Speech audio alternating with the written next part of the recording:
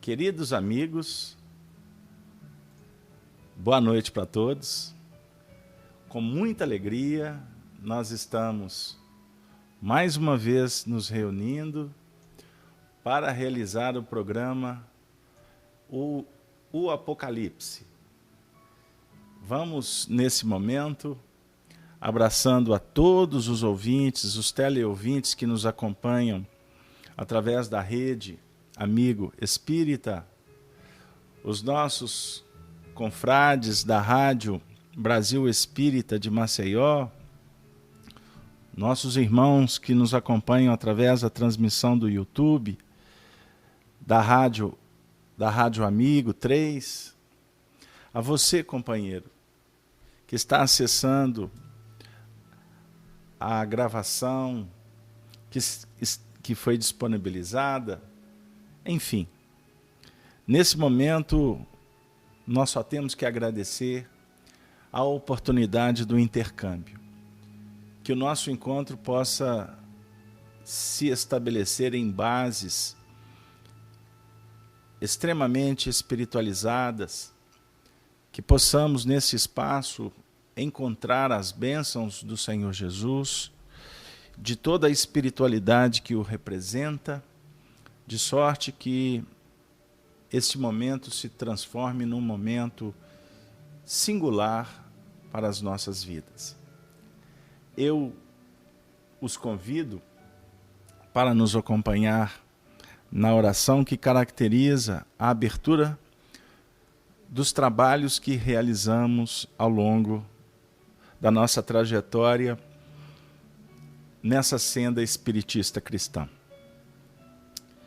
Então vamos orar nesse momento, convidando a todos para que possamos fazer uma introspecção,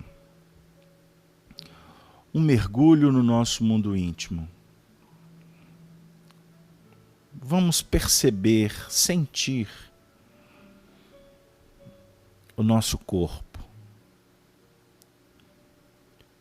Vamos nos atentar a uma respiração tranquila e profunda. Respire,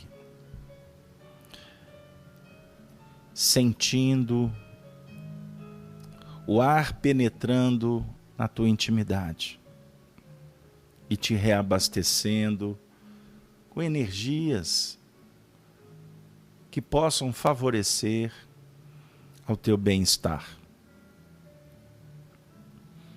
E nesse movimento, que poderíamos simbolizar como uma borboleta, a buscar na flor os recursos nutrientes, numa harmonia que represente para todos nós uma admiração silenciosa e, ao mesmo tempo, o enaltecimento da nossa sensibilidade.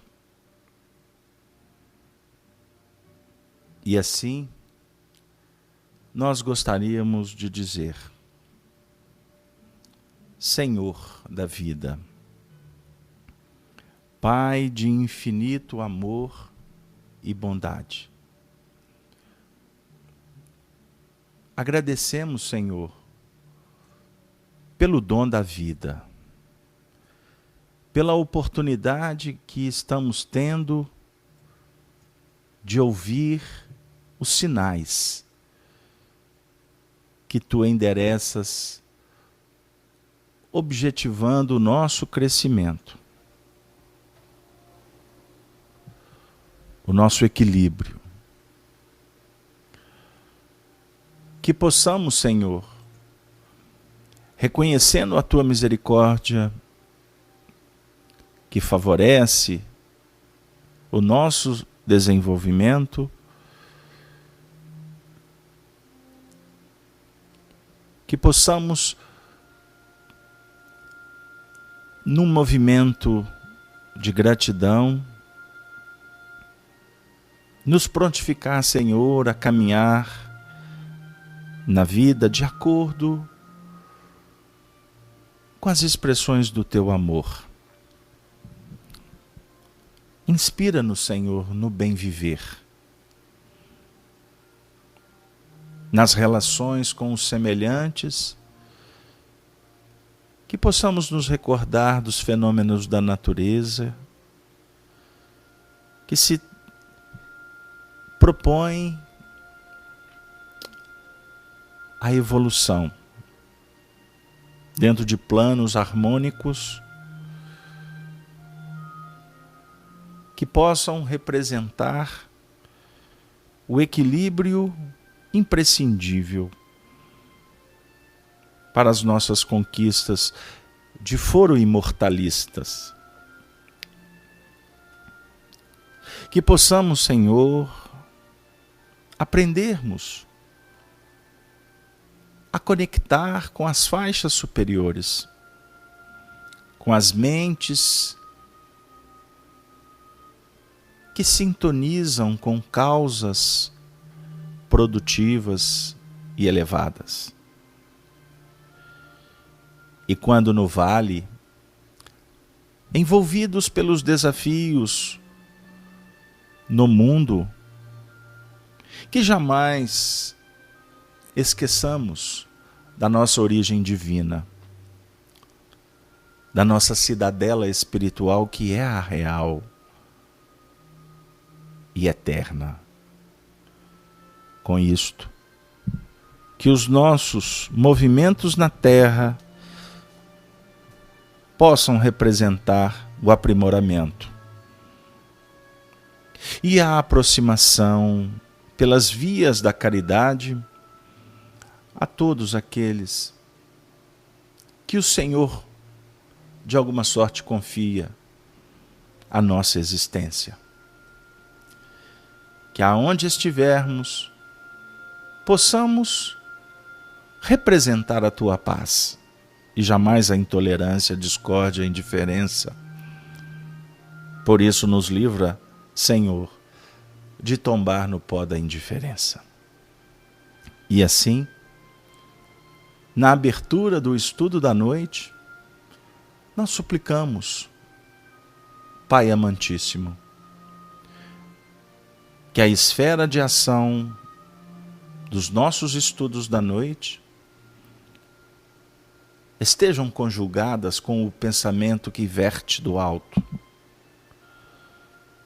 nos reunindo em torno das Escrituras, especificamente sobre a obra O Apocalipse, que teve em João Evangelista o medianeiro escolhido pelas expressões do amor que ele trazia em si, que este trabalho possa representar, como a própria etimologia da palavra, a revelação dos estatutos cósmicos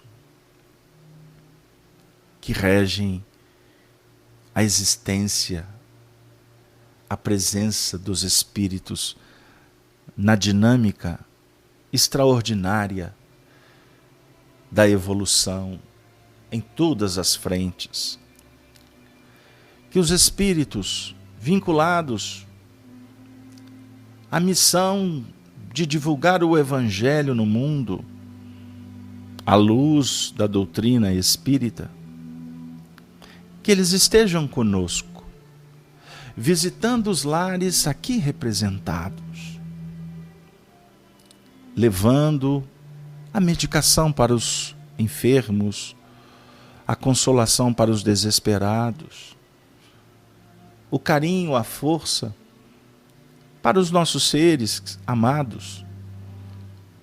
Que todos esses lares, durante o nosso trabalho, possam receber a Tua magnânima presença, como a grande revelação, a revelação de todas as revelações, a verdade soberana o amor incondicional, a misericórdia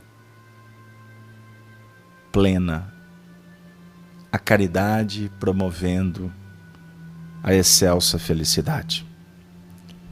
Se conosco, Senhor, hoje, agora e para sempre, e que Jesus Cristo, o sol da nossa evolução planetária, o Mestre amantíssimo, ó Jesus, nunca precisamos tanto de Ti como agora. Faça, Senhor, a Tua luz e nos brinde, Senhor, com a Tua augusta paz. Que assim seja. Que assim seja, Jesus. Graças ao Senhor. Que assim seja.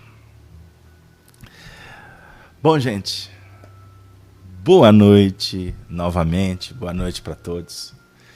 Com muita alegria, estamos reunidos para realizar o 21º programa em torno do estudo do livro. Ele tem uma característica importantíssima. O livro Apocalipse representa para nós, à luz da doutrina espírita, uma chave que há de definir o conhecimento de nós mesmos. O Apocalipse como aquele livro que conclui toda uma etapa de revelação que foi estratificada, que foi particionada em várias etapas. Então nós vamos hoje, mais uma vez, graças a Deus, iniciarmos um novo momento. Nós vamos começar a leitura, os nossos trabalhos, no primeiro capítulo, a partir do versículo 9. Essa parte, na nossa tradução de João Ferreira de Almeida, a imprensa bíblica, ela recebeu o seguinte título: Jesus aparece a João na ilha de Patmos. Ordena-lhe que escreva o que viu e participe às 7 igrejas da Ásia. Então vamos lá, iniciando a leitura do texto. Eu peço a todos que nos acompanham no chat, que nos acompanhem e que possam endereçar as suas participações. Vamos lá. Eu, João, que também sou vosso irmão e companheiro na aflição e no reino e paciência de Jesus Cristo, estava na ilha chamada Patmos, por causa da palavra de Deus e pelo testemunho de Jesus Cristo. Eu fui arrebatado em espírito no dia do Senhor e ouvi detrás de mim uma grande voz, como de trombeta, que dizia: o que vês, escreve.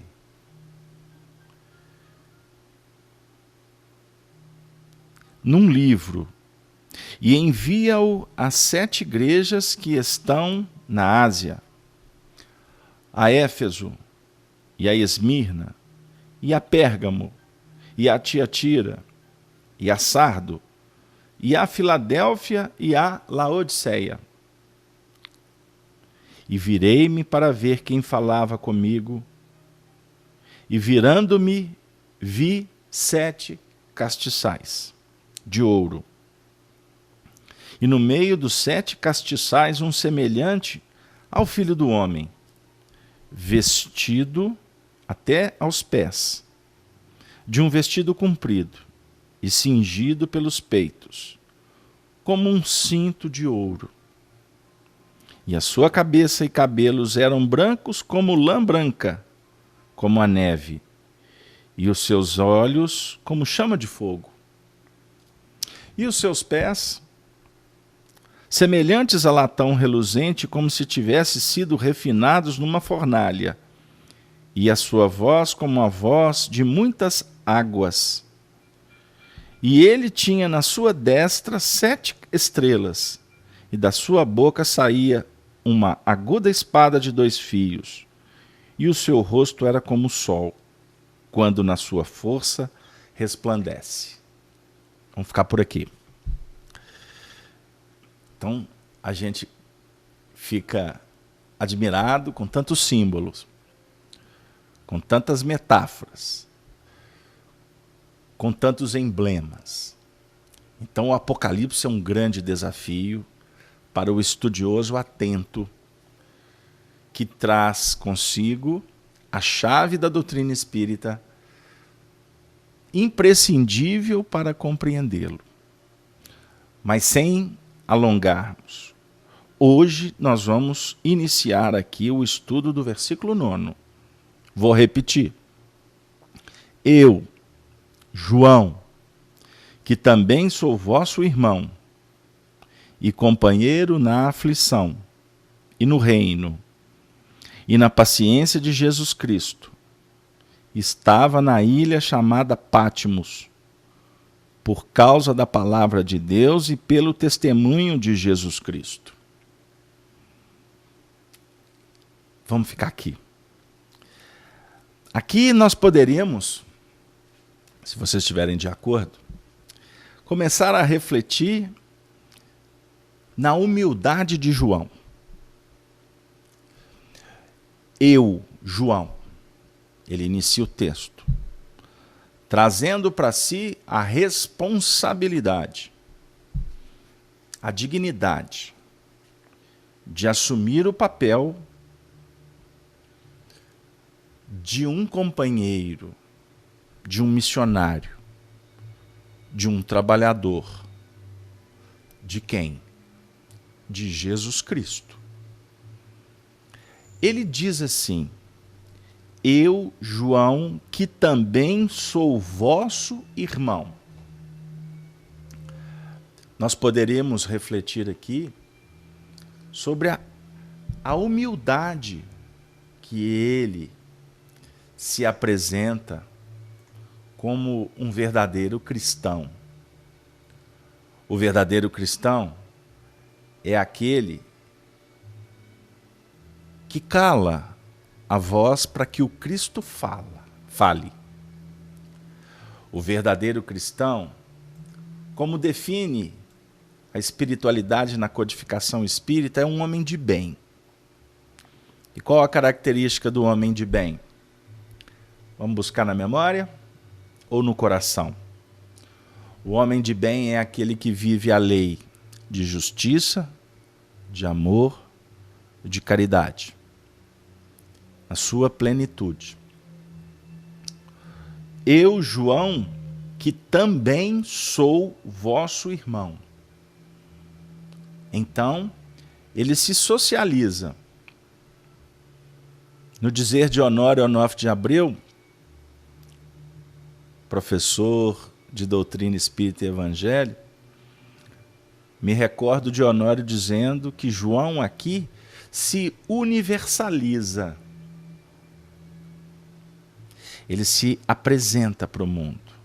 O cristão no mundo é diferente do homem do mundo, escravo das paixões. Emmanuel nos alerta, fazendo uma associação com o versículo que Jesus diz assim: tende bom ânimo, porque eu venci no mundo. Emmanuel diz que Jesus não afirmou que ele venceu no mundo. Ele venceu o mundo íntimo. Isso é simbólico, porque ele já era vencedor quando esteve aqui. A definir para nós que o nosso desafio não é ser campeão no mundo. é sermos vitoriosos sobre o mundo íntimo, nas administrações imprescindíveis para a libertação do ser. Administrar emoções, a inteligência, a memória, os apetites, as sensações, administrar as nossas relações, administrar o ímpeto, administrar o que nós trazemos do passado, que se expressa de uma forma muito contundente. O passado grita. O futuro inspira, mas o passado grita. Então, eu, João, que também sou vosso irmão, poderíamos, se vocês nos permitirem, também dizer que o cristão aqui, João, embora utilizando a sua personalidade João, ou seja, a autoridade conhecida no mundo, o que nós não podemos desconsiderar jamais. A autoridade é conquista. A autoridade não é imposta como poder. Nós não transitamos na autoridade, nós transitamos no poder. A autoridade, ela é real. Ela é. Ela não está. A autoridade não é um estado. A autoridade é um conjunto que representa aquisições. Só que na Terra, elas funcionam como recursos didáticos. Porque no mundo espiritual, não importa ser João, ser Pedro, o que vale é a essência comportamental, existencial. A doutrina espírita é uma doutrina que estuda os princípios ofertados por Jesus. Por isso é que o espiritismo é espiritismo cristão. É contradição querer tirar Jesus do espiritismo. E a gente vê isso aí. Sejam pelos discutidores ou por aqueles que falam de Jesus, mas ele, o mestre, fica esquecido nos comportamentos. Querem um exemplo? Quando nós personalizamos a doutrina espírita, nós não estamos sendo cristãos. Nós não estamos entendendo os ensinamentos de Jesus. Quando diz assim, eu não vim de mim mesmo, eu vim em nome do Pai que me enviou realizar as obras dele. Inclusive ele fala para nós que as nossas obras são más. No discurso com os fariseus, nós podemos buscar o capítulo 6º, 7º, 8º de João. Ele diz assim que nós, humanos, fariseus ou intelectuais, personalidades que somos discursivos, nós temos como pai o diabo. Olha o que eu vou dizer. Referindo-se, logicamente, a Jesus, não é Carlos Alberto está falando. Carlos Alberto está trazendo o conteúdo do Evangelho. Sem achismo, mas é construindo um pensamento racional, lógico, para que você possa perceber ou não a verdade. A sua verdade, não é a minha, não é a verdade de terceiros, é a sua verdade. Então, quando Jesus diz assim, que nós, os fariseus, os religiosos, os intelectuais, temos como pai o diabo, e que as nossas obras são más, por isso é que ele trata o intelectual como raça de víbora, aí nós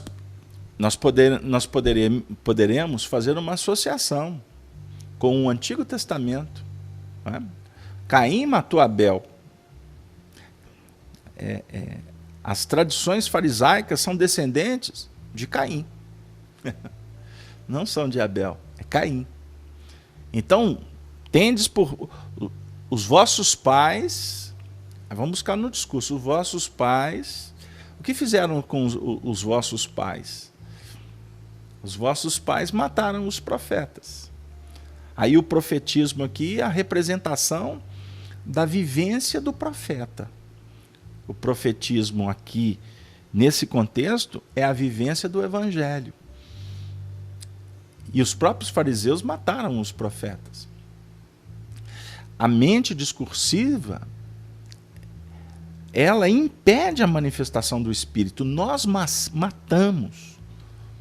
Nós matamos sem perceber as manifestações divinas que tentam se reproduzirem, se multiplicarem. A nossa sofisticação, as nossas exigências intelectuais, elas criam muito mais confusão, elas nos afastam muito mais do real e muitas vezes se apresentando como vinculadas aos planos superiores em Deus. Então o reino dos céus, como Jesus afirma para os aprendizes, por exemplo, podemos citar o capítulo 18 de Mateus, o reino dos céus. Para entrar no reino dos céus, porque ele foi perguntado quem é o maior, para entrar no reino dos céus, nós temos que abrir mão de tudo que nos vincula ao reino da terra. Ele usa o símbolo da criança. A criança no sentido de apresentar um estado de espírito que favoreça, como, por exemplo, a sensibilidade, a fé. A criança acredita no pai, o pai vai consertar o brinquedo dela. A criança, ela, teoricamente, ela é pura, ela não tem preconceito. Não é? A criança está aberta para um consórcio diferente, para uma vida nova. Nós preferimos ainda manter-nos vinculados à vida velha, ao homem velho, que as obras do homem velho foram más. Agora que nós estamos descobrindo isso, porque quando antes, para nós, eram obras boas. Então nós vivíamos, observem bem, nós vivíamos no inferno achando que estávamos no céu. Hoje, nós descobrimos o inferno que nós plantamos lá atrás. E aqui, estudando Apocalipse, nós estamos almejando adentrar os céus. Porque o inferno já está nos incomodando. Mas esse inferno das injunções, das dificuldades, foi elaboração mental, espiritual nossa. Então, para acessar o céu que nós estamos idealizando, nós vamos entendendo com o Apocalipse que o desafio é despersonalizar, é nos desprender, é abrir mão do que impede. E o que impede? Aqui nesse contexto eu poderia dizer, o que impede é essa história de que eu acho, eu mando, eu sou o melhor, o que eu faço equivale, o que o outro faz não importa. Não, é diferente. Aí a gente vai percebendo como que a revelação é extraordinária. Porque ela está dizendo assim, olha, você está achando que você está no céu fazendo essas coisas para te agradar. Mas na realidade, isso que você está fazendo, achando que está no céu, vai criar um inferno no amanhã. Então, comecemos a observar a causa que vai definir o amanhã. Porque fazendo uma transformação desses princípios norteadores da nossa vida atual, é que nós vamos nos renovar para o grande futuro. Ou seja, nós vamos continuar nesse estado, mas, porém, focados no grande e eterno futuro. Focado no futuro, nós temos que resolver as pendências de aqui. Nós temos que entender a justiça que se vincula ao amor, como o amor respalda a justiça. E como espíritas, sairmos desse circuito fechado de ficar pagando, de ficar só reparando, só débito, nada de crédito, E aí a gente fica muitas vezes debaixo de um sofrimento, de uma vida toda parametrizada, toda dentro de circuitos de departamento, vinculado a instituições que aprisionam, que estão caindo em desuso. Na realidade é isso. E o reino dos céus não tem nada disso, ele não tem cerca, ele não tem departamento, ele não tem regra. O reino dos céus não constrange. O reino dos céus é uma proposta de liberdade, dentro de um mecanismo de uma igualdade maravilhosa, quando vinculada, vamos dizer assim, aos princípios extraordinários da fraternidade. Não sei se está dando lá, viu, gente? É muito interessante a gente começar a refletir sem aquela visão aprisionada no dogmatismo religioso, no misticismo que muitas vezes cria um mercado com o divino a partir de práticas exteriores para ser favorecido pelo sobrenatural. Sobrenatural, o sobrenatural de Almeida, né? É uma expressão usada nos meios esportivos, sobrenatural de Almeida. Não tem isso. O mecanismo é científico. Mas vamos voltar para a gente não fugir muito do texto. João, que também sou vosso irmão. Eu vou continuar nessa frase porque ela é consoladora. Você é irmão. Todos somos irmãos. E é extremamente valoroso pensar que João é o nosso irmão. Ele está falando para nós agora. Eu sou vosso irmão. E os espíritos não tergiversam. Eles não mentem. Mentira, contradição, tem a ver com interesses partidários, necessidade de poder. Aí mente.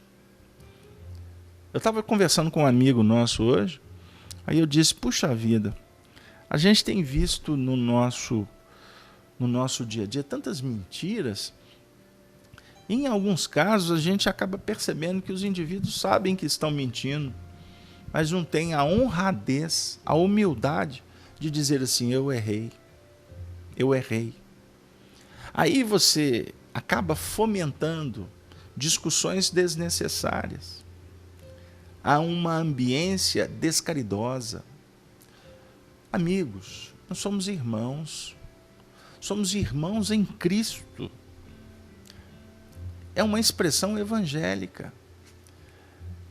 Aí isso me faz lembrar do romance Paulo Estevão, psicografado pelo Chico, ditado por Emmanuel, naqueles encontros, nas assembleias da Casa do Caminho, lá em Jerusalém, nas reuniões cristãs que envolvia Lucas, Pedro, Tiago, Paulo. Nós somos irmãos em Cristo. Aí Lucas teve a inspiração e criou o termo cristãos, cristianismo. Olha que legal. Mas ele colocou que deveriam eles assumir essa condição de cristãos porque eles seguem Jesus Cristo. E seguir Jesus Cristo é uma honra. Vocês já pararam para pensar nisso? Seguir Jesus é uma grande honra. É um privilégio sem igual. Nós não vamos encontrar por aí. Agora, é importante, e foi objeto de reflexão nossa no último encontro do Apocalipse, quando trouxemos até um pensamento de um amigo evangélico, quando ele diz que a autoridade, a segurança e a fé do cristão está na sua interação, no seu reconhecimento, no seu amor ao Cristo, no seu conhecimento com o Cristo. Porque uma coisa é você conhecer o Cristo, a outra coisa é alguém te falar do Cristo. E a gente tem que tomar muito cuidado, até no nosso meio acadêmico espírita, na nossa senda de estudos espíritas, porque em alguns casos a gente observa que o intelectualismo é que impera. O eu sei, ou você sabe mais, isso não é cristianismo. Cada um tem uma concepção da vida. Cada um de nós estabelece metas e vai trabalhando para atingi-las, na concepção do que é real, do que é divino, do que liberta, do que pacifica. Isso é de cada um. Então devemos aprender a respeitar os pontos de vista. Eu me recordo, eu vou contar um caso para vocês. Eu fiz um seminário numa região no Nordeste, e nesse seminário eu falei sobre o Livro dos Espíritos. E eu fui apresentando o Livro dos Espíritos, a didática do Livro dos Espíritos, enfim. E característica nossa, eu não consigo, na minha escola de espiritismo, eu aprendi a trabalhar espiritismo com o evangelho.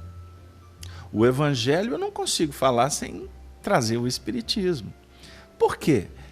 É uma revelação só, que tem etapas, mas que se conjugam de uma maneira plena, perfeita, coerente. Então, enquanto eu falava da doutrina espírita, do Livro dos Espíritos, vez por outra eu trazia um conceito evangélico e trazia Jesus para aquela dinâmica da apresentação. Quando terminou a apresentação, um companheiro não espírita estava acompanhando o estudo, porque foi num evento público, e ele se interessou pela curiosidade de ver a apresentação espírita e foi. E aí, quando no final, ele disse para mim assim, ele foi me cumprimentar pelo estudo e trouxe um ensinamento que eu tenho refletido muito sobre ele. Quando ele disse assim: meu amigo, eu estudo a Bíblia desde quando eu era pequeno, um senhor mais velho. E eu queria te dizer o seguinte: eu não conheço nada de espiritismo, não. Achei interessante a sua apresentação. Eu até vou ler esse tal de Livro dos Espíritos. Mas eu queria te dizer o seguinte: existe dois Jesus. Um é o Jesus de fora, é o Jesus dos homens, é o Jesus das religiões. E existe um outro Jesus, que é o Cristo. É o Jesus do nosso coração. Eu queria te dizer o seguinte, concluindo. Eu achei interessante muitas coisas que você falou de Jesus de fora. Mas eu queria te dizer que você será muito mais feliz se você falar mais do Jesus de dentro. Você falar com o coração. Você pôr alma no que você fala. Porque enquanto você está falando o que está lá fora, falta espírito vivificante. Amigos, o moço conseguiu me deixar embasbacado. Calou fundo as palavras dele. Eu estava no meio de um monte de gente, continuei a cumprimentar, me despedi, mas ele permaneceu no auditório um tempo, e eu ia me despedindo das pessoas e olhando para ele. E pensando assim comigo: esse moço me falou alguma coisa de muito importante. E, vez por outra, eu tenho pensado nisso. Hoje, vocês me perdoem, eu gostaria até de abrir um pouco, porque aqui é um bate-papo também. Hoje eu estava vendo uma discussão na internet sobre um assunto que é um dos assuntos polêmicos do movimento espírita. Que até, diga-se de passagem, eu fui instrumento para que essa polêmica também acontecesse. E eu fiquei pensando comigo: meu Deus, isso não é cristianismo. Cristianismo é uma outra coisa muito diferente. Cristianismo é você sentir o Cristo dentro de você. Porque você ficar discutindo o que está lá fora pode ser interessante por alguns motivos. Mas esses motivos, eles têm a ver com esse momento que nós estamos vivendo aqui na Terra. Quando a gente se libertar disso, a gente vai ver que são coisas tão pueris. Então João está dizendo, ele também é o nosso irmão. Então o que eu vou dizer para vocês? Sem medo de errar. Estudar o Apocalipse, quando nós iniciamos o processo lá atrás, em 1999, eu me recordo do Honório certa feita me dizendo, eu todas as manhãs, quando venho fazer o estudo, eu faço uma prece para os benfeitores, pedindo proteção, mas eu penso muito em João. João, aquele que foi o instrumento. E eu agradeço profundamente a João. E eu não tenho dúvida de que espiritualmente ele está conosco.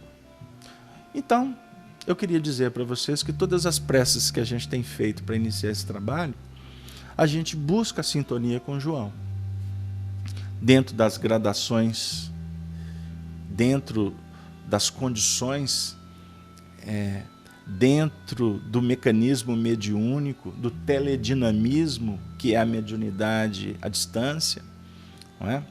Ou das expressões de um espírito de altas envergaduras que pode sim, nesse momento, estar nos envolvendo, sem estar, vamos dizer assim, num nível de sintonia capaz da nossa assimilação. Eu vou guardar essa dinâmica técnica, porque é necessário para atender a todos os gostos. Porque tem muita gente que fica muito preso na forma da mediunidade. É óbvio que um espírito de um filósofo não vai... a sua filosofia, os seus sentimentos não vai ser assimilada por um homem da caverna. Mas a irradiação do amor toca o homem da caverna também. Mas, concluindo, João representa a individualidade do discípulo amado aqui. Nós estamos falando de fazer uma prece, de nos envolver com ele. Ok, mas vamos voltar para o movimento inicial em apresentar João como o representante de uma comunidade espiritual que é nossa irmã, que nos apoia, que nos direciona, que nos acompanha, que nos diligencia na nossa caminhada dentro do respeito ao livre-arbítrio de cada um de nós. Então vamos pensar. Por quê? Nós estamos aqui agora num movimento apocalíptico, numa necessidade de revelação, viu? Vou repetir, porque senão vai ter gente que vai pensar aqui que 2019 está chegando.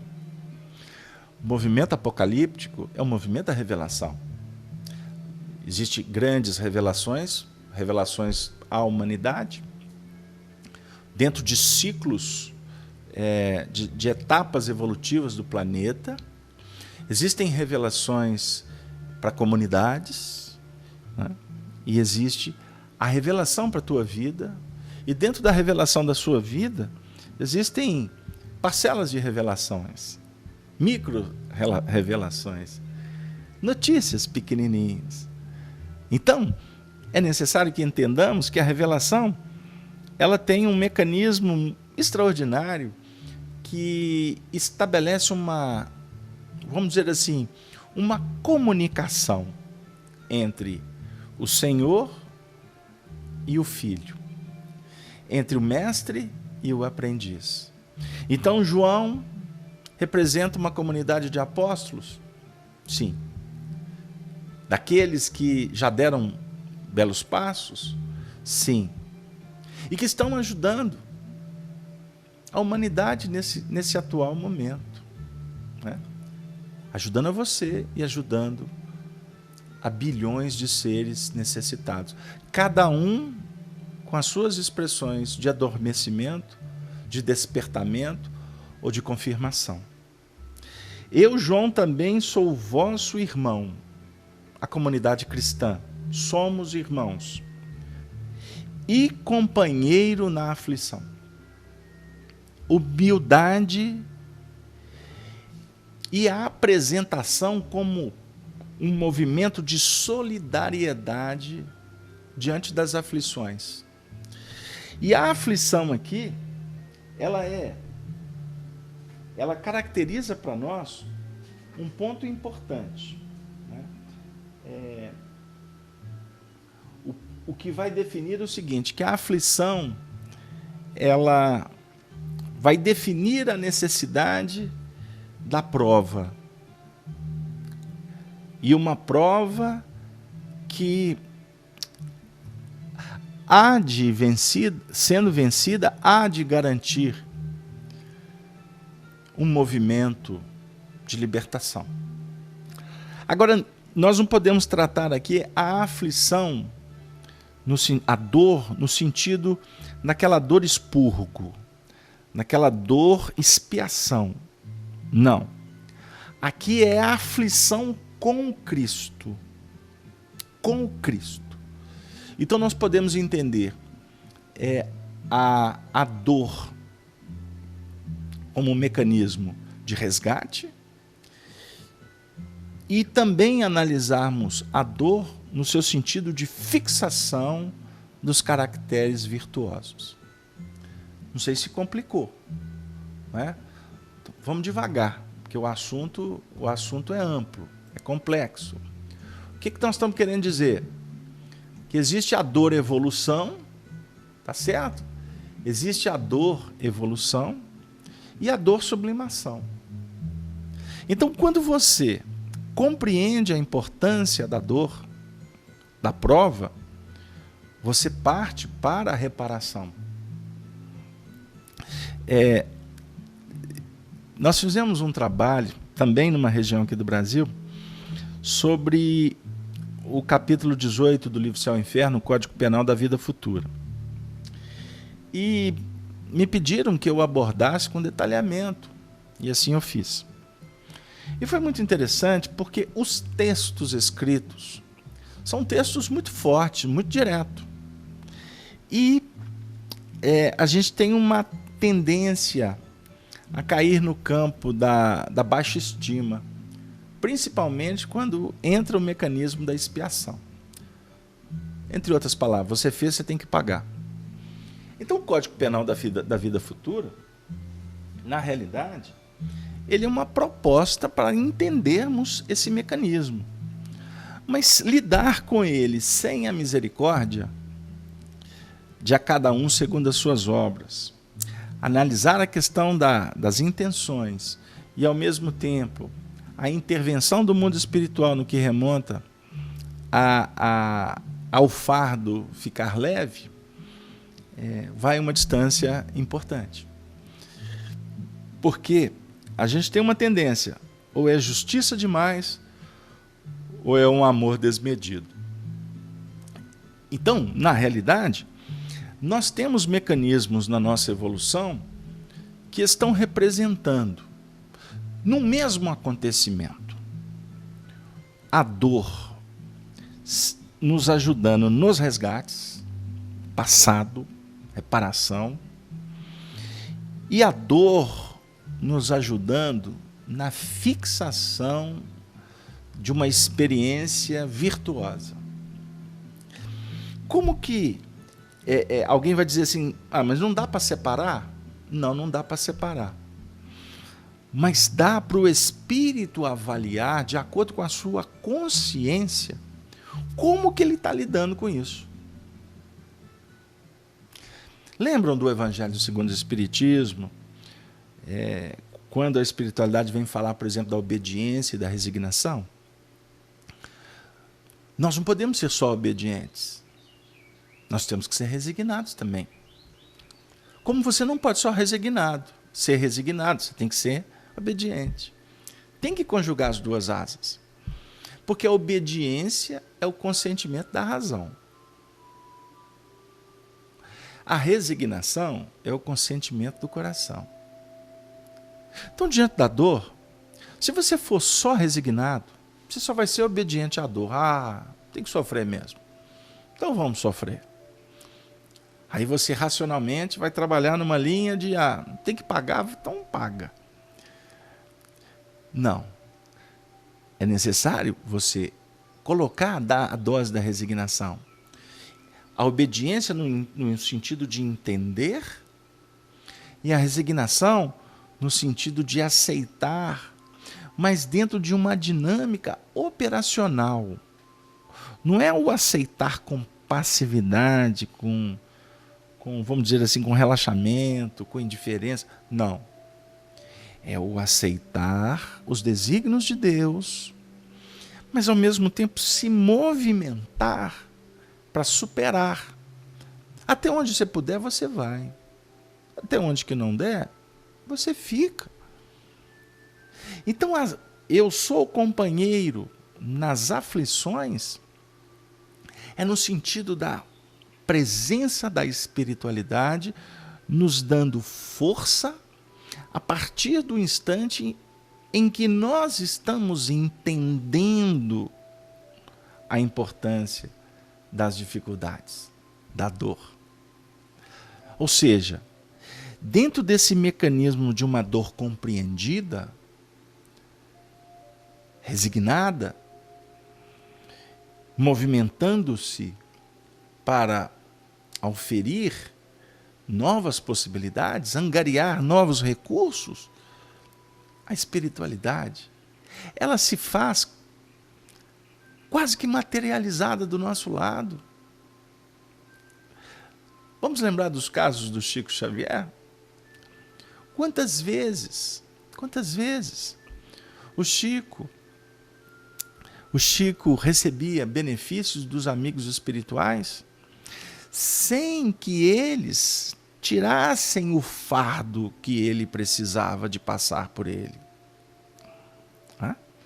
Então, a gente tem que ser cuidadoso para não entrar na intimidade do semelhante, mas o Chico ele continua sendo um médium até hoje, estudado, incompreendido ainda, mas ele ainda continua sendo um instrumento para que a gente possa entender a evolução, quando queremos entender a evolução estudando o Chico. Porque se a gente vai pegar o Chico como referência para a gente falar o que a gente quer, perdemos a oportunidade de aprender. Inclusive, quando querem fazer dele o que ele não é rasgar os processos didáticos que ele nos oferece. Então, vou dar um exemplo. O Divaldo Pereira Franco conta uma história que é uma história muito comovente. Eu não vou retratá-la aqui, porque ela é longa. Mas, na década de 50, Arnaldo Rocha conheceu também, havia, próximo da cidade de Pedro Leopoldo, eu não sei ao certo se era uma mãe, uma filha ou duas irmãs, que eram muito pobres, que moravam num lugar assim um pouco afastado, mas numa condição assim muito, muito triste. Uma delas se chamava Valéria. O Chico conta, tem vídeos do Chico. Chico conta essa história, inclusive, se não me engano, para Hebe Camargo. É uma história muito bonita, que Valéria tinha sido uma dama da corte espanhola do século XVI, aos tempos do grande estadista Filipe II. Filipe II, isso. Que tinha como um dos seus braços direito o Duque de Alba. Filipe II, inclusive, foi protagonista para muitos estudos, inclusive do Apocalipse que nós estamos fazendo aqui agora. Mas isso não vem ao caso. A Valéria, ela era uma espanhola na corte, teve uma vida faustosa, enfim. E muitas coisas desagradáveis aconteceram nessa época, em outras existências, até que ela foi ter essa experiência em Pedro Leopoldo de uma forma assim, muito precária, muito doente, enfim. E a Valéria, ela não falava, ela tinha dificuldade.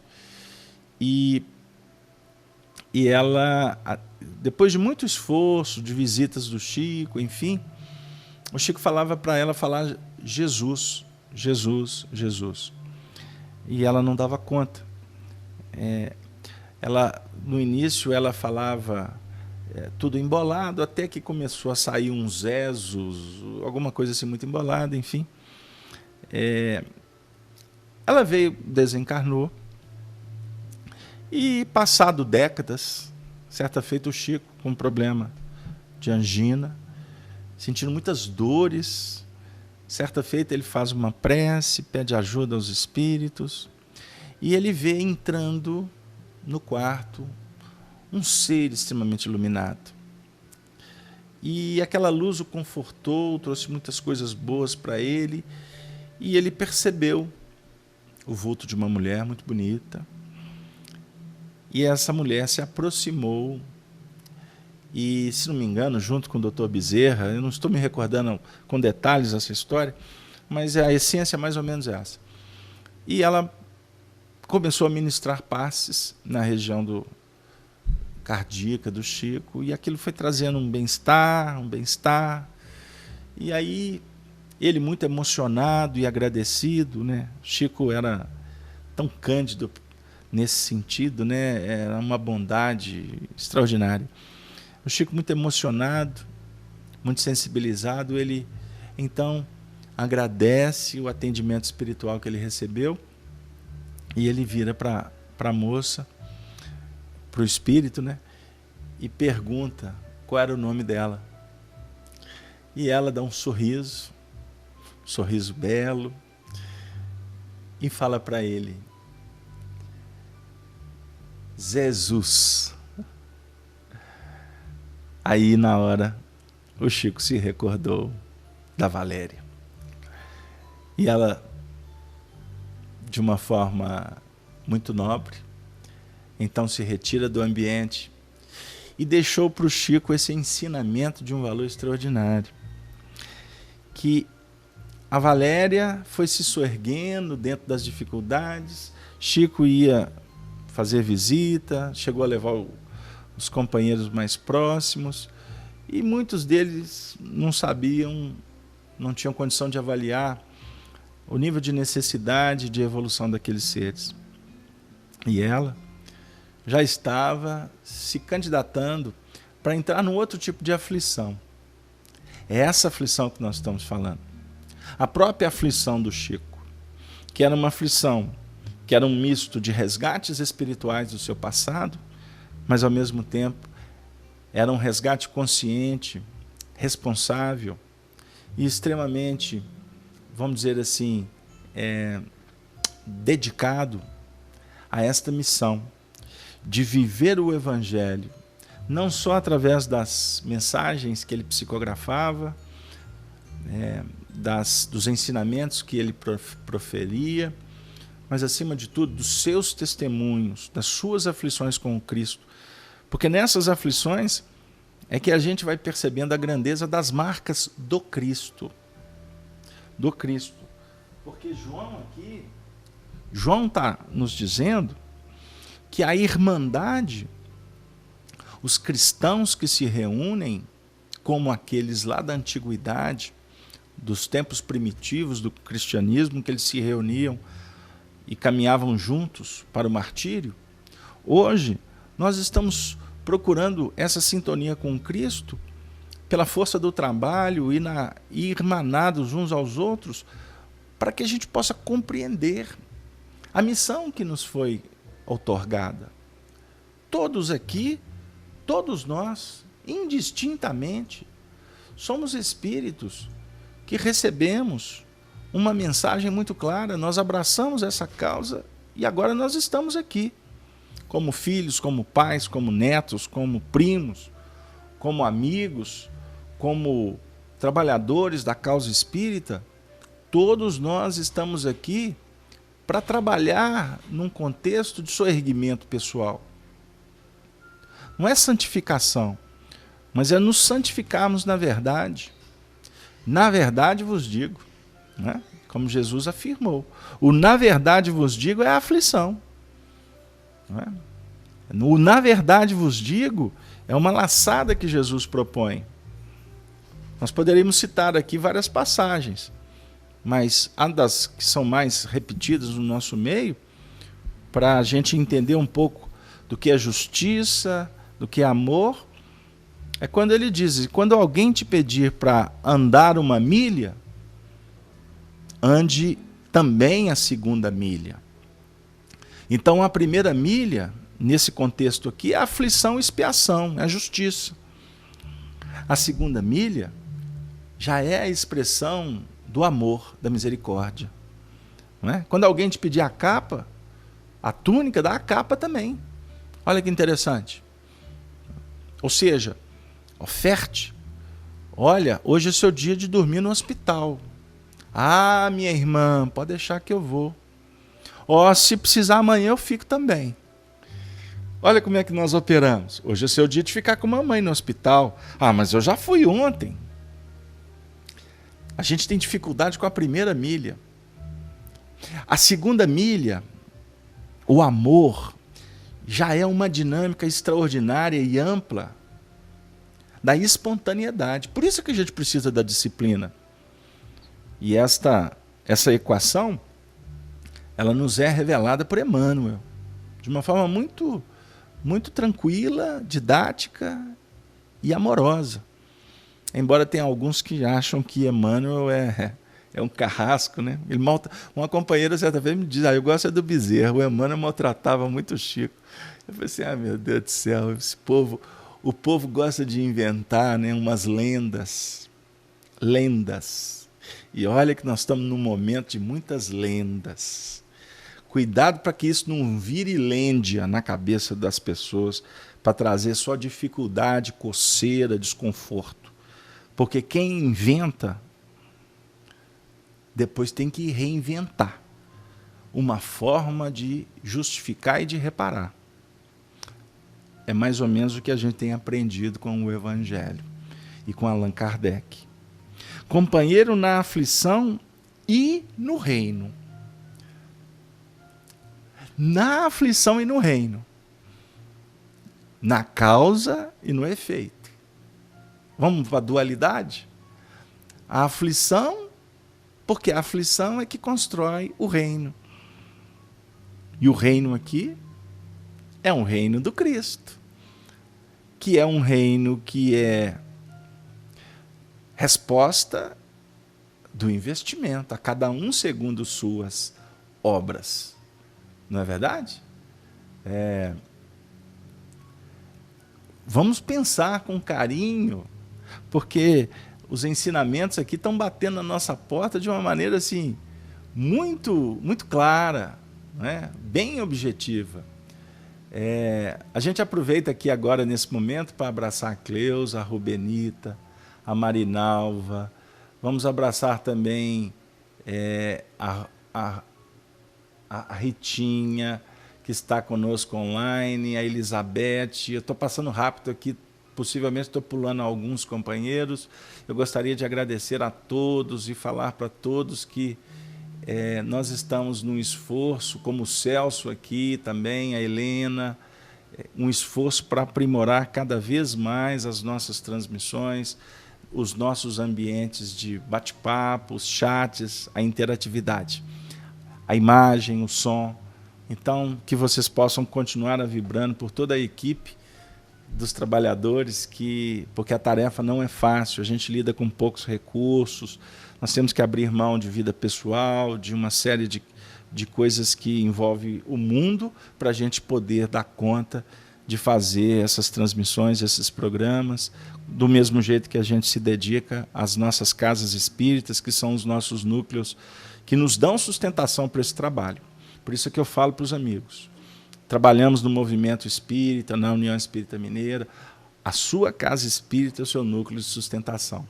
Mas todos os lugares que a gente vai, que a gente lida, a gente tem procurado mostrar para as pessoas que vale a pena fazer, que vale a pena se entregar, porque assim, nas aflições, o trabalho, nas dificuldades, que a gente vai construindo o reino da paz. Continuando. E paciência de Jesus Cristo. Só a paciência de Jesus Cristo é uma palestra, né? É um estudo, para não dizer vários. A paciência do Cristo tem a ver com esta resignação, a compreensão, o entendimento. O entendimento da lei. Porque, observem bem, o próprio texto continua dizendo: e estava na ilha chamada Patmos. Então ele é companheiro na aflição e no reino e paciência de Jesus Cristo.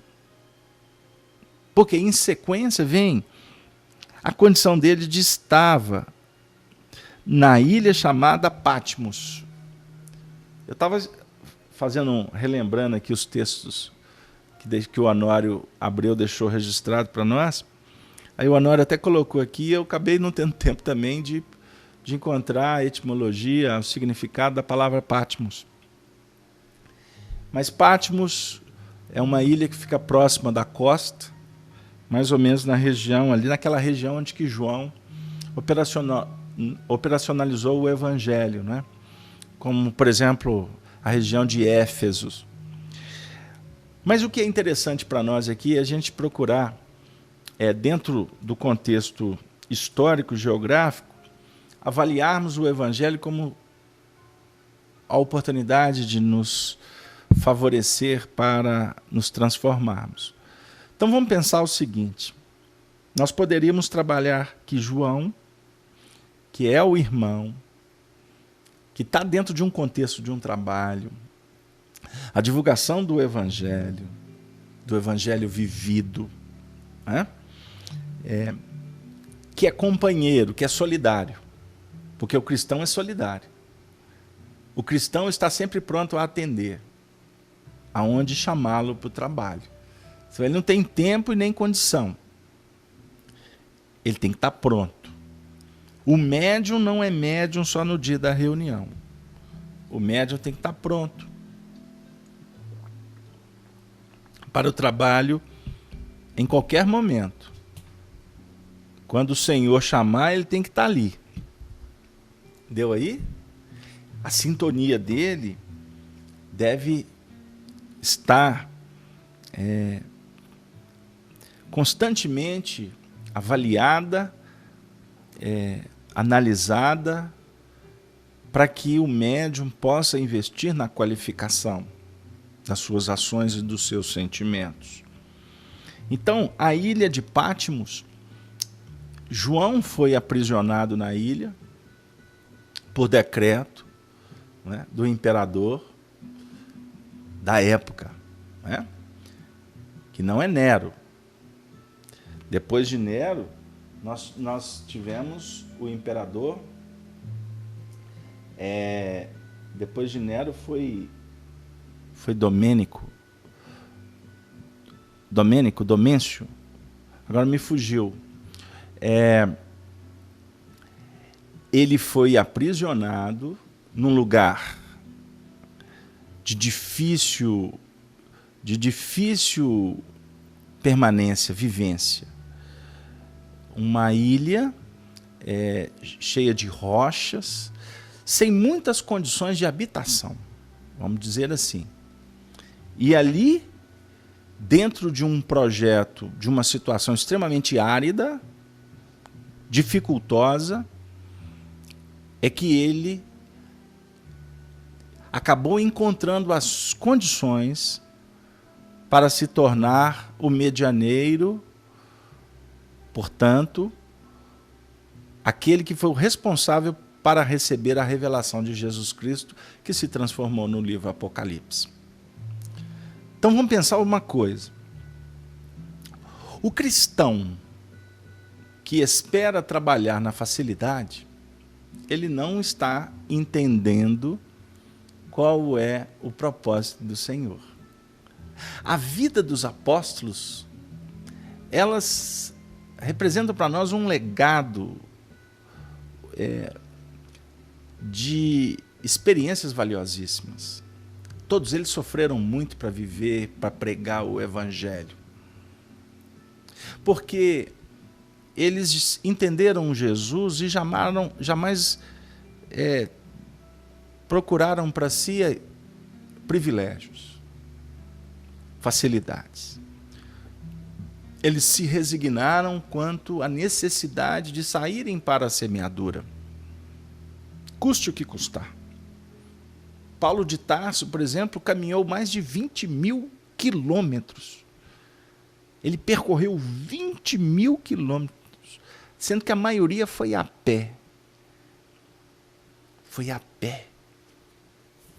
Enfrentando tempestades, assaltos, torpezas, prisões, torturas, incompreensões. Ou seja, a ilha de Patmos é o mundo representado num lugar de muitas dificuldades. E a própria imagem da ilha nos facilita, né, o entendimento. A ilha é aquela posição desconfortável do trabalho. E as águas em volta representando os desafios a serem vencidos. Por quê? Aquele que se tornar, por exemplo, um náufrago, ficar aprisionado numa ilha, porque ninguém vai fazer uma opção de sã consciência de ir para a ilha, viver um monte de dificuldade, sendo que a referência toda está na sociedade, na cidade.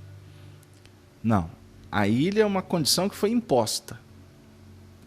E as águas em volta são os desafios que nós temos que vencer para voltar para a costa, para o litoral, para a cidade. Talvez para reencontrar corações que amamos.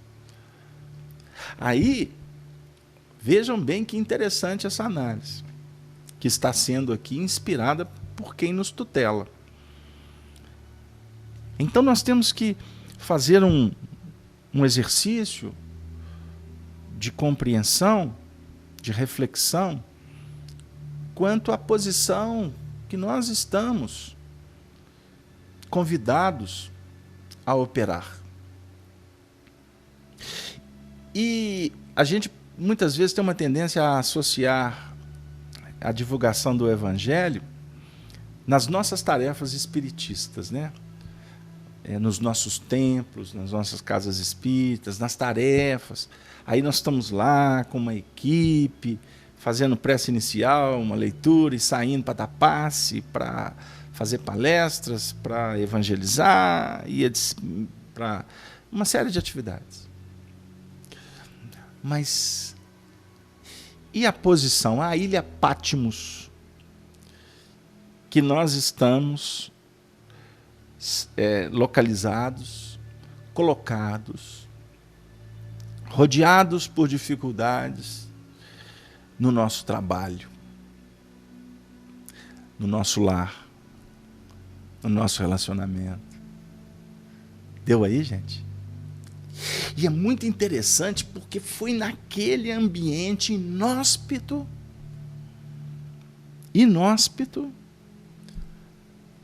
olha, vamos pensar nisso. Naquele ambiente inóspito que ele recebeu a revelação. Porque ele estava sendo companheiro na aflição, ele estava acompanhado na aflição pelo Cristo. Aqui ele está dizendo para nós que é nosso companheiro na aflição. Então ele está sendo companheiro nosso. Ele está sendo companheiro do Cristo. Por que tudo isso? Por causa da palavra de Deus. A palavra de Deus, ela é associada pelos exegetas com uma espada. Não é? A palavra de Deus é uma espada. A gente vai estudar isso mais à frente. Se é que eu já não falei sobre isso, não estou lembrado. A palavra de Deus é uma espada de 2 gumes, ela é afiada. E a palavra de Deus não é para ser utilizada para fazer esgrima com o mundo. Tem muita gente que faz isso. Tem muita gente que ataca. Para não dizer que nós utilizamos de recurso para dizer que somos alguma coisa. A palavra de Deus, a verdade, ela se manifesta na nossa consciência. E ela precisa, por nós, ser observada. Nós precisamos, o Espírito necessita que essa palavra, essa espada, ela possa ser ouvida, ela possa ser, vamos dizer assim, valorizada, para que ela possa entrar na nossa intimidade e rasgar as entranhas. Esse é o papel da palavra de Deus. Porque a palavra de Deus, a verdade, o objetivo dela é o esclarecimento e a libertação. Qual que é o entrave da evolução? Não é a ignorância? Nós sofremos porque ignoramos. A Marilac está trazendo um comentário aqui no chat, que ela diz assim: quantas vezes nos aprisionamos dentro do nosso ego e não nos permitimos ver o sol intensamente a brilhar à nossa volta, mostrando a maneira certa de libertarmos da prisão que nos envolve. Puxa vida, Marilac, muito obrigado pela sua participação, um valor extraordinário, seu comentário. É isso aí, nós aprisionamos dentro desse ego e não nos permitimos ver o sol. O sol é a palavra, o sol é a verdade. O astro-rei, ele aquece, ele dá vida, mas ele dá oportunidade. Nós precisamos de entender o valor da oportunidade. Então, o nosso desafio é por causa da verdade. O seu sofrimento, o meu, a dor, a aflição, o objetivo é a aplicabilidade da palavra de Deus. Porque a palavra de Deus é vida. Conhecereis a palavra e a palavra vos libertará. O texto correto é conhecereis a verdade. Capítulo 8º do Evangelho de João, no versículo 32. Conhecereis a palavra. Conhecereis a luz e a luz vai te libertar. E é a luz íntima, o sol íntimo. Não está lá fora. Nós buscamos lá fora, mas ele está aqui dentro. E pelo testemunho de Jesus Cristo. Estava na ilha chamada Patmos por causa da palavra de Deus. E pelo testemunho de Jesus Cristo. Qual que é o testemunho de Jesus Cristo? O que vocês acham? Testemunho de Jesus Cristo. Como que nós poderíamos verificar esse testemunho de Jesus Cristo? É reparação? O testemunho de Jesus Cristo é reparação? Ele tinha o que reparar? O que vocês acham? É uma pergunta, estou fazendo. O testemunho de Jesus Cristo, o testemunho de Jesus Cristo é nos mostrar a importância desses desafios que objetivam a nossa felicidade. A gente associa o testemunho de Jesus Cristo como dor, como sangramento, como torturas. E, na realidade, o testemunho é o enfrentamento. É o encorajamento. é a energia amorosa, é o impulso para sair de si mesmo.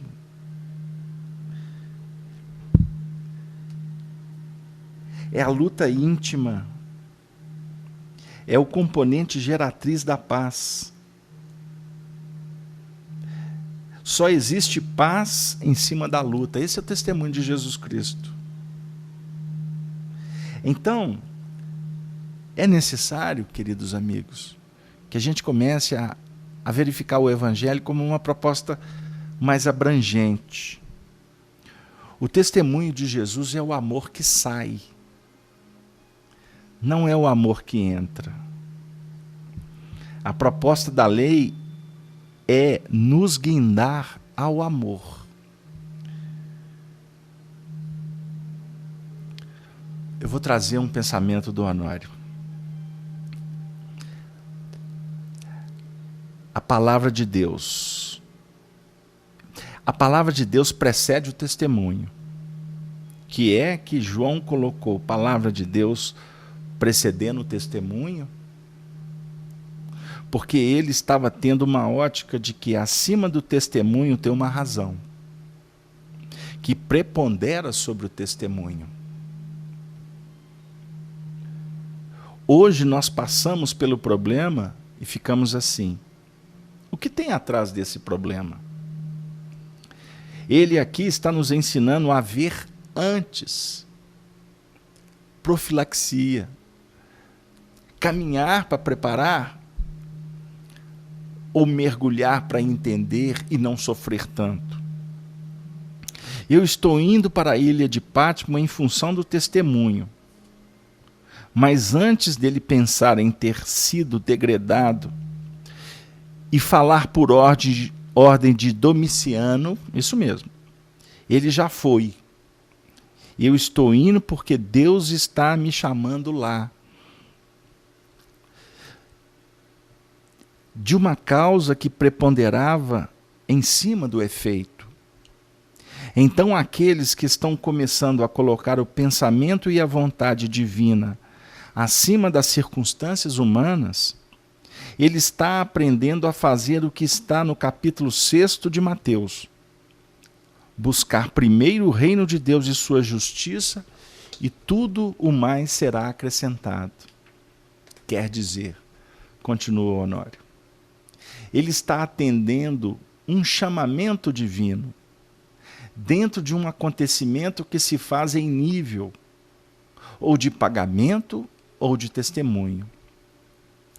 No caso aqui, ele está afiançando que é testemunho de Jesus Cristo, atestar no plano prático aquilo que Jesus nos ensinou: submissão à vontade do Pai.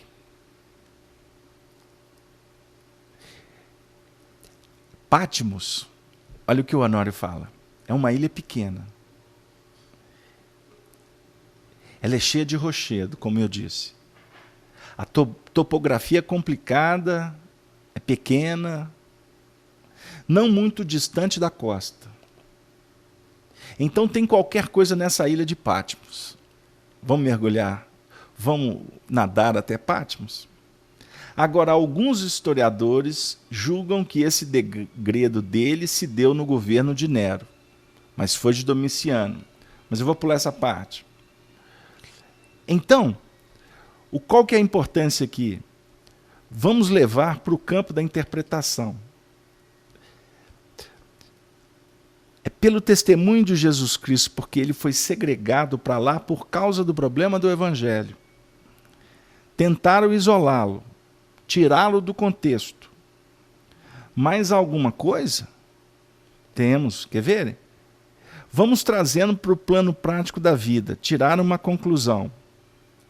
Em cada um de nós, compreendido como irmão num plano de igualdade e companheiro na aflição. Tem muita gente que não concorda com a aflição de jeito nenhum. A aflição apontou na esquina, eles ficam todos oriçados. O mundo nosso está vivendo esse problema. Não adianta querer o negócio todo bonitinho. A gente tem que fazer por onde andar da melhor maneira. Mas quando surge aflição, devemos ter calma, porque a aflição não é fácil. E no reino quer dizer fidelidade com o reino. Olha aqui ele está trazendo um outro aspecto. O reino de Deus é o da paz, mas é a aflição e o reino no sentido de aflição e fidelidade aos princípios, aos ideais. Tem tanta coisa, mas nós vamos guardar o arrebatamento de João para a próxima semana. Porque o arrebatamento, eu vou ler o versículo, eu fui arrebatado em espírito no dia do Senhor, e ouvi detrás de mim uma grande voz, como de trombeta. Então fica aqui o convite para na próxima semana a gente estudar o arrebatamento, o dia do Senhor e as trombetas. E esperamos que o Senhor da vida nos reserve mais ensinamentos. Eu agradeço de alma e coração a paciência de todos vocês. Eu tenho para mim que o estudo nos trouxe muitos elementos de reflexão. Gostaria sempre de, se vocês me permitem, repetir que estudar o Apocalipse não é uma tarefa simples. Nós somos aqui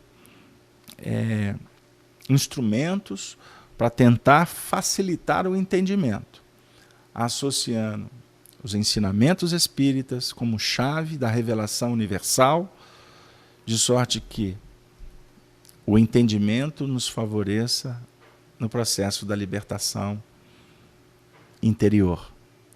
Gostaríamos de, nesse momento, abraçar a todos espiritualmente, endereçar as vibrações de profundo respeito e fraternidade a todos que aqui se vincularam, os nossos companheiros da Rede Amigo Espírita, da Rádio Brasil, de Maceió, os nossos amigos da FIAC, companheiros que nos acompanharam através do YouTube. Enfim, foi um grande prazer estar mais uma vez com vocês.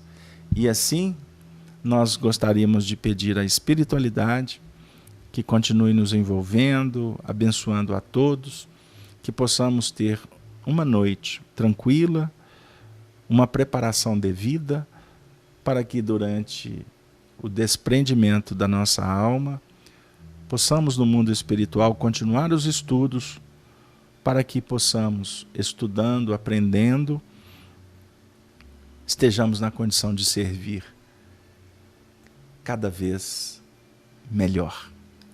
Com Jesus, por Jesus e para Jesus. Hoje, agora e sempre. E nos despedimos com a saudação dos cristãos. Ave, ave, ave Cristo. Que assim seja, graças a Deus.